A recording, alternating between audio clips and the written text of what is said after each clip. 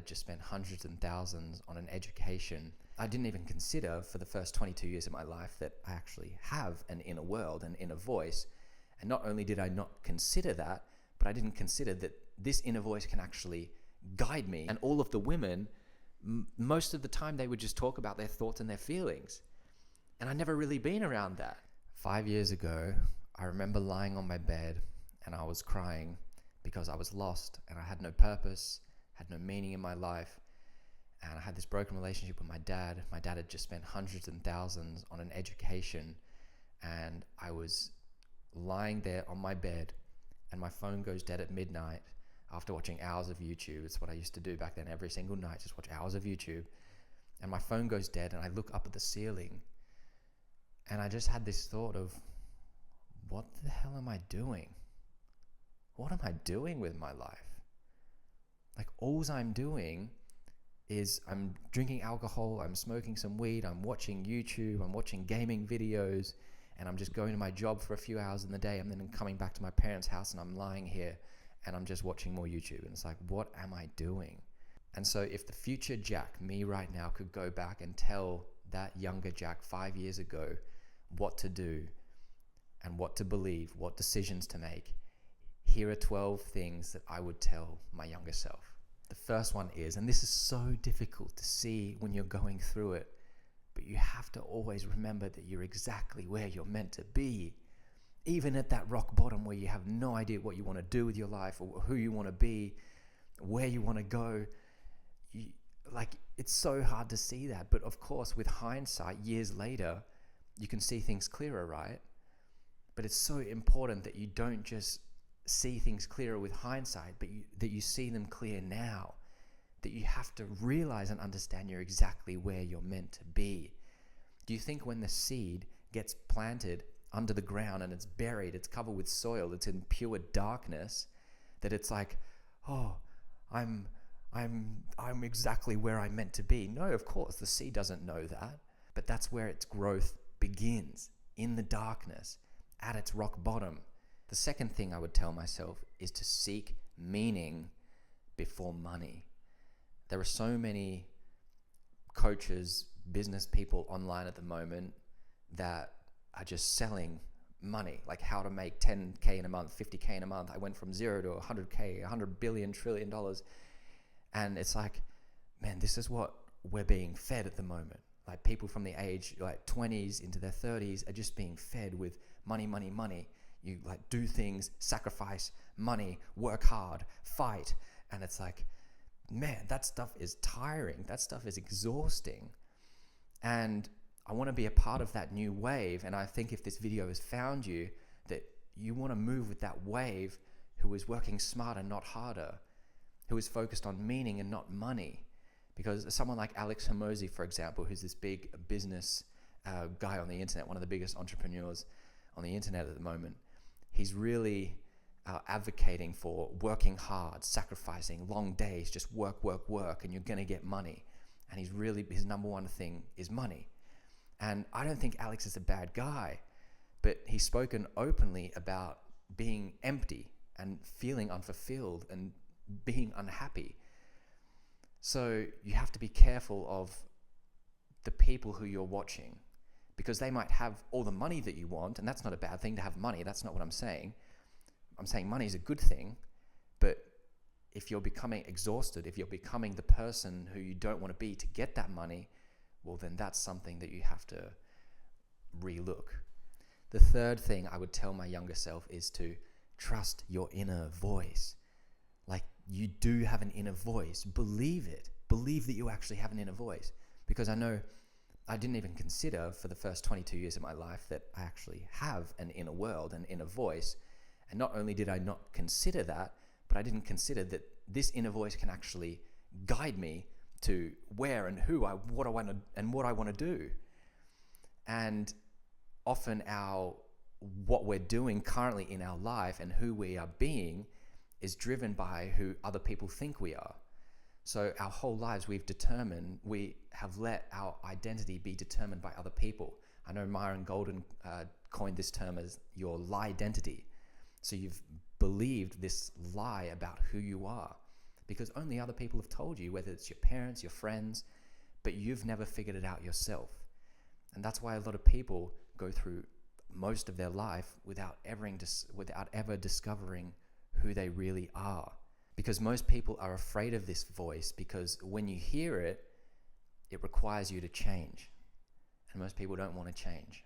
The fourth thing I would tell myself is everything that you want is on the other side of a risk that you haven't taken yet. Now, everyone has a risk that they can take in their life. You have a risk that you can take in your life right now that can change your life for good.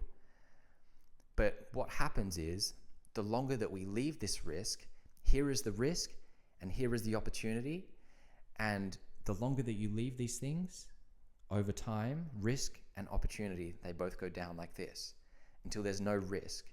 And when there's no risk, that means that there's no opportunity as well.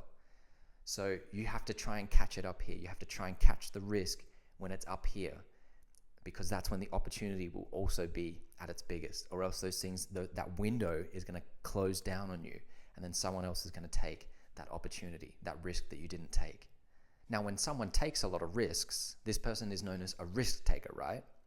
And sometimes it pays off, sometimes it doesn't, but the term is risk taker. And so when there's a risk taker, if there's a taker, that implies that there is a giver involved. So that means that someone is actually, when you have a risk that you can take in your life, someone has actually given you the opportunity of that risk. So that means that there is a giver, and that giver is God. God is giving you the opportunity to take a risk. And if God has given you the opportunity to take that risk, then you got to take it. God himself has given it to you. Because if there's anyone in the world that you're going to trust, it might as well be God. The fifth thing I would tell myself is you have to start deciding. You have to start making decisions. Stop making choices. And I got this from Myron Golden, and he says that the difference between a choice and a decision is a choice just means you pick one. So when you want to lose weight and you go to the gym to lose weight, you're like, oh yeah, I'll just go on Wednesday, and then next week I'll just go on Thursday and Tuesday. And so you're just picking days.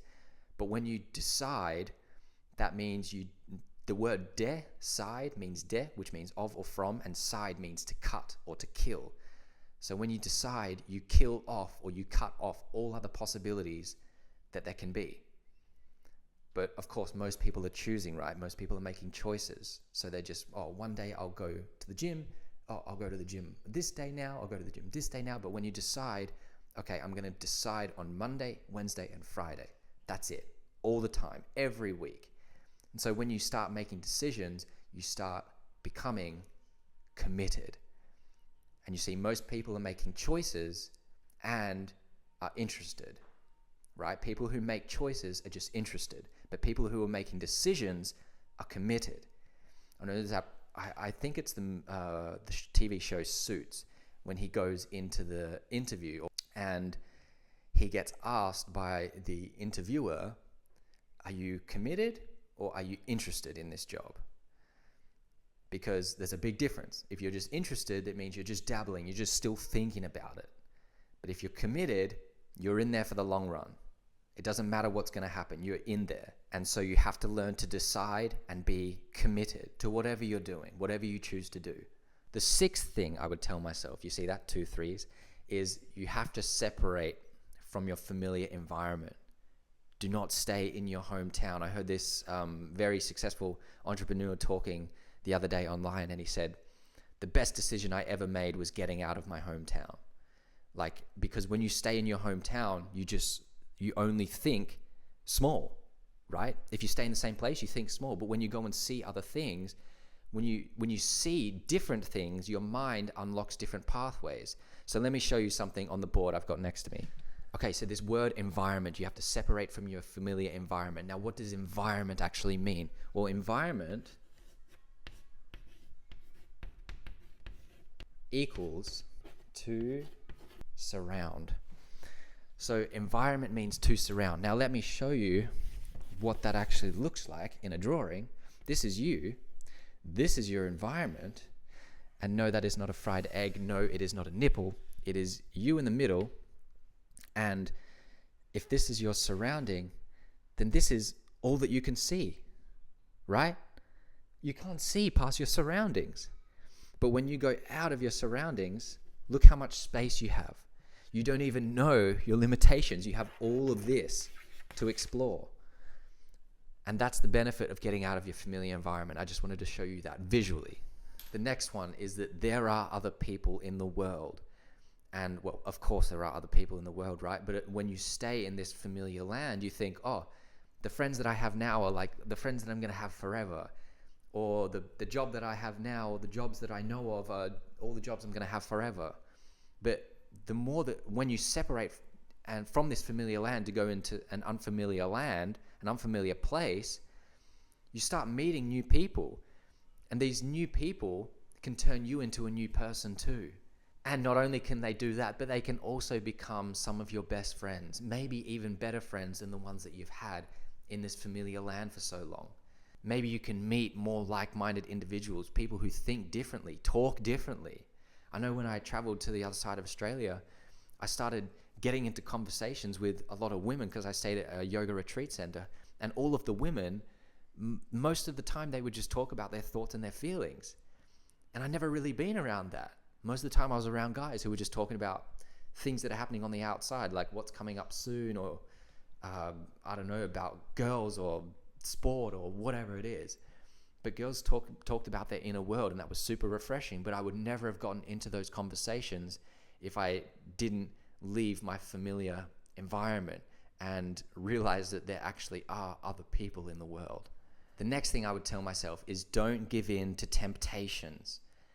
Now, did you know when you were born, you actually had no habits? You didn't have any habits. You didn't have any beliefs about anything. Your mind was empty. We have a 2-year-old daughter now, and she's already got her habits that she's forming. And it's important to remember that baby state that you're in, because you can reconnect with that. You like the habits that you have are just built up over time, but habits weren't the beginning of it. Temptations is where things start. So for example, if you see chocolate for the first time and you are tempted by that chocolate, then you will pick up that chocolate and you will eat it. And then that was just the temptation, right? The temptation is that initial tempting of the thing. But the more that you keep doing it, temptation turns into habits.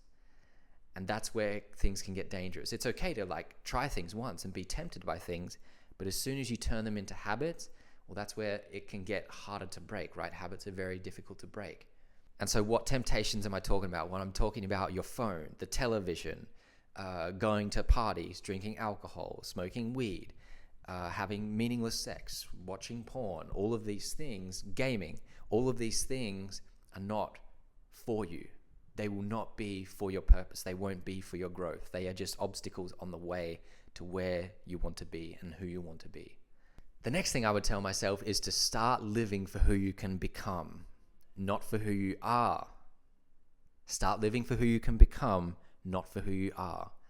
Because when you live for who you can become, you become more of who you are. You might need to play that again to fully grasp that. But pretty much, start living for who you can become. Stop letting your past define your future. Stop living in the past. I know Alan Watts has this great quote that says, you are under no obligation to be who you were 10 seconds ago. And so a lot of the time, actually, I'll show you on the board over here. And so all the time in your life, you will have somewhere that you are, A, and you will have somewhere to go, B. Now, this is you. Now, the question to ask yourself is, do you think more about the future or do you think more about your past?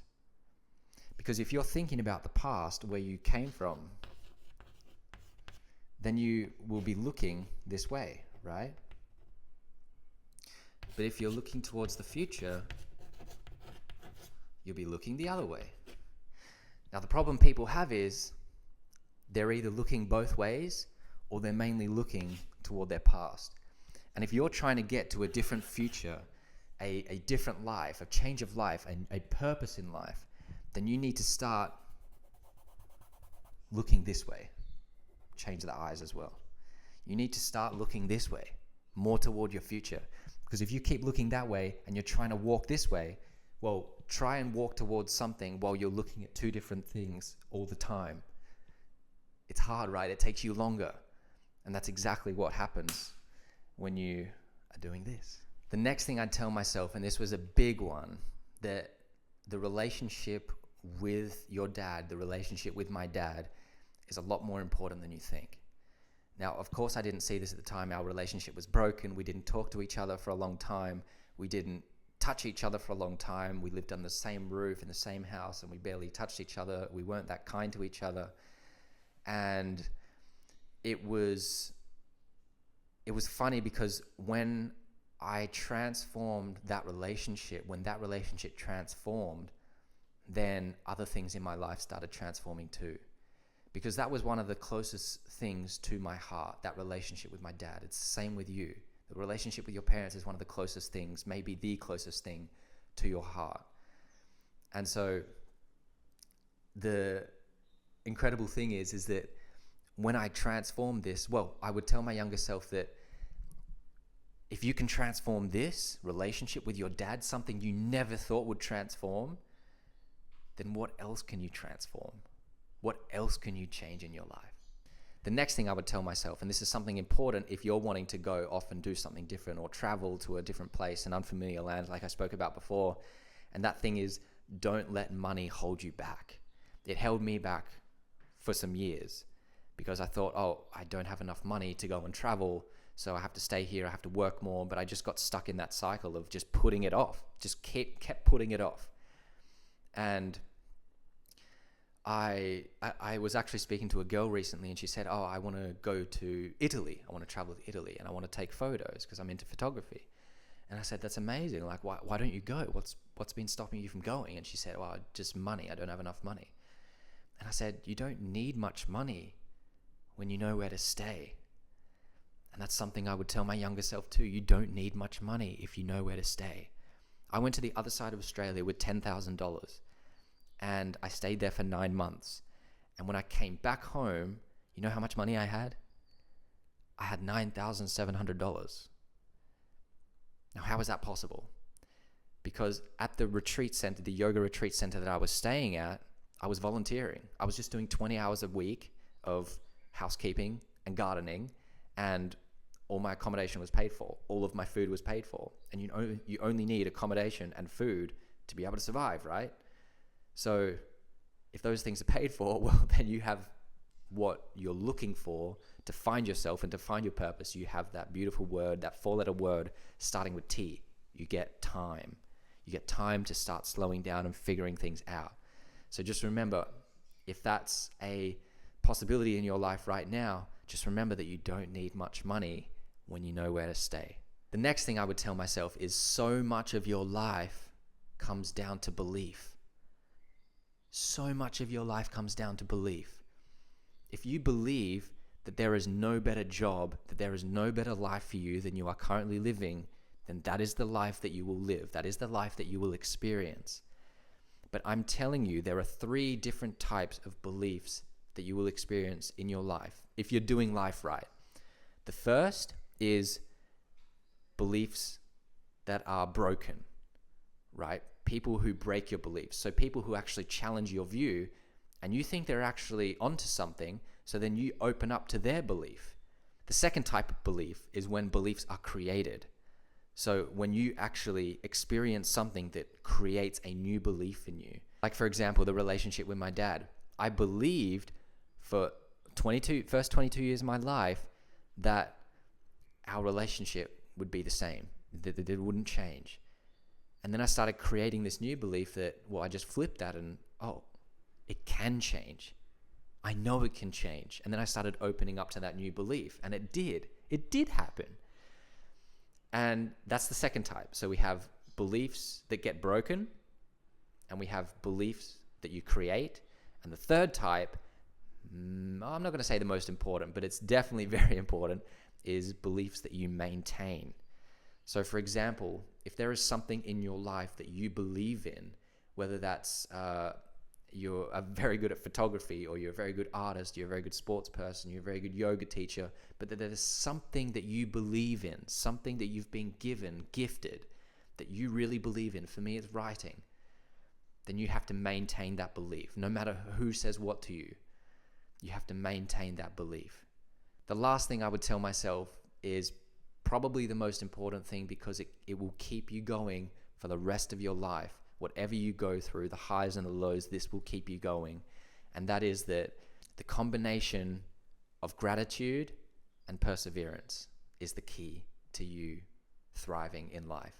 So being so grateful for what you have now, for what you have been given, and for what's coming into your life, for what's been in your life. Just be grateful, so grateful for all of it, all the people.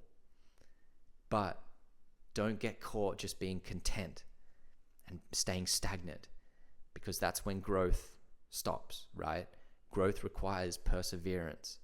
So you have to be so happy with what you have, but you also have to be excited to go into something better, something more. You have to know that you're worth more. And so I love to do this thing that when I've had a more difficult day, a tougher day, that I go out onto our balcony and I close my eyes and I just say thank you. I say thank you. Like, thank you for giving me this difficulty. And I read this in a book once, that say thank you for your lows and that will penetrate your highs. So those are the 12 things that I would tell my younger self. I hope this video has done absolute wonders for your world. As always, be kind, be caring, be courageous, and I'll see you on the next video. Lots of love.